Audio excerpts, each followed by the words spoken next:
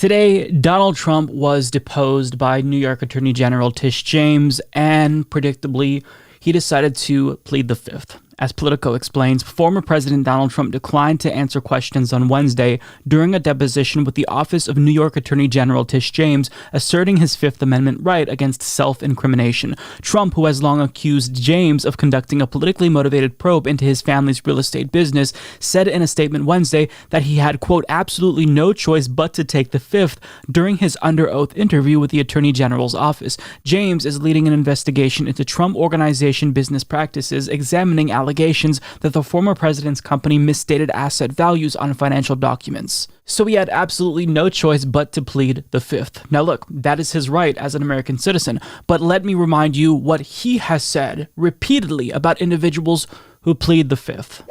When you have your staff taking the Fifth Amendment, taking the fifth so they're not prosecuted, when you have the man that set up the illegal server taking the fifth, I think it's disgraceful. Fifth Amendment. The mob takes the fifth. If you're innocent, why are you taking the Fifth Amendment? Fifth Amendment. Horrible. So there you have it. People who plead the fifth are guilty. Donald Trump. I mean, look, the hypocrisy here with Republicans, it's expected. It's like a feature of this new brand of republicanism spawned by Donald Trump. But shockingly, he actually did address the hypocrisy. He explained why he changed his opinion on this particular issue. Quote, I once asked, if you're innocent, why are you taking the Fifth Amendment? Now I know the answer to that question, Trump said in a statement released by his post-presidential office. When your family, your company, and all the people in your orbit have become the targets of an unfounded, politically motivated witch hunt supported by lawyers, prosecutors, and the fake news media, you have no choice. I mean, you do have a choice, but he views this as a non-choice because we all know that in the event he were to actually speak, he would probably self-incriminate, hence the reason for the Fifth Amendment in the first place. Now, we'll get to more details about this particular investigation, but when his children, Trump Jr. and Ivanka, were deposed, they did not plead the fifth. And it's because, as dumb as they are, especially Trump Jr., I think that they're more competent with the way that they speak. Whereas if Donald Trump were able to talk, or if he did talk, if his lawyers allowed him to do that, I'm assuming they instructed him to plead the fifth, but either way, if Trump were actually to speak during his deposition, everyone knows he'd blab on to a point where he'd end up self-incriminating. You give him enough rope and he'll hang himself with it. So, you know, if I were Trump's attorney, I would absolutely be instructing him to plead the fifth. Now, oddly enough about this event was that he was kind of semi-live tweeting his experience before he was deposed. So he made this, quote, tweet on Truth Social. At the very nice, plush, beautiful, and expensive AG's office, nice working conditions as people are being murdered all over New York. I should be doing this in Trump's voice. And she spends her time and effort on trying to, quote, get Trump. Yes, because people in that office don't deserve good working conditions unless there's zero murders in New York. Now, he's tried to claim that this is a political witch hunt, but he says the same thing about every single investigation. And he's been under investigation for a long time. And this is a multitude of different investigations, not just this one. And he has the same playbook. So, I mean, this is a story of the boy who cried wolf. If everything is a witch hunt, then effectively nothing is a witch hunt because you've said the same thing time and again, and now nobody believes you. But more important details about this particular case and other ones related to his potential fraud. The former president is also the subject of a parallel criminal investigation being conducted by the Manhattan District Attorney's Office into whether he fraudulently inflated property values. A state appeals court ruled in May that Trump and his two eldest children would have to sit for depositions under oath in the Attorney General's probe, denying an appeal from Trump to overturn a ruling enforcing the subpoenas. The former president's meeting on Wednesday came just days after the Attorney General's office questioned Donald Trump Jr. and Ivanka Trump, both of whom did not plead the fifth. James's office has said that it uncovered significant evidence that the Trump Organization fraudulently valued multiple assets and misrepresented them to mislead financial institutions. But Trump has denied any wrongdoing and claimed the investigation is politically motivated. The former president's deposition on Wednesday could represent a final stage of James's civil investigation, after which he could file a lawsuit against Trump or negotiate a settlement with Trump's lawyers to obtain a quicker financial payout. So if I had to guess, she probably would try to pursue him with a civil suit or get some sort of a payout. I don't think that she's just going to let this go.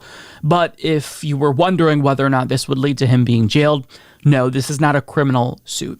Now, when it comes to whether or not we should believe her when she says that she found significant evidence of criminality with regard to potential tax fraud, I mean, does anyone doubt her at this point? There was a 2018 article published in the New York Times that comprehensively detailed the extent of his tax dodging ways, and it was mind-blowing. And we may soon learn even more following a federal appeals court approval of a request by the House Ways and Means Committee to force the IRS to hand over Trump's tax returns. And I'm not a betting man usually, but if I had to bet, I'd bet that the reason why he doesn't want his tax returns released is because he's hiding potential evidence of criminality. Evidence that he is misstating the property values. So, I think that probably Tish James, she's going to pursue this to the very end, and I applaud her for that. But this is not a criminal suit, but that doesn't necessarily mean that there isn't other investigations that could lead to Trump being criminally charged. For example, just 3 weeks ago, we learned that all 16 of Trump's fake electors are the targets of a criminal inquiry by Atlanta prosecutors, and Trump himself could be in trouble as well. And that's on top of the January 6th committee's investigation, along with the DOJ's investigation and the FBI raid that they conducted. Now, Trump is not releasing the warrant, which I find very interesting because, again, he claims witch hunt. It's all a witch hunt, right? It's politically motivated, except release the warrant and we can determine for ourselves whether or not it's a witch hunt. But the only reason why you would withhold the warrant from the public, the only reason why you wouldn't release your tax returns is because there's potential evidence of criminal wrongdoing. It's another reason to plead the fifth, if you ask Donald Trump in 2016, 2017 circa.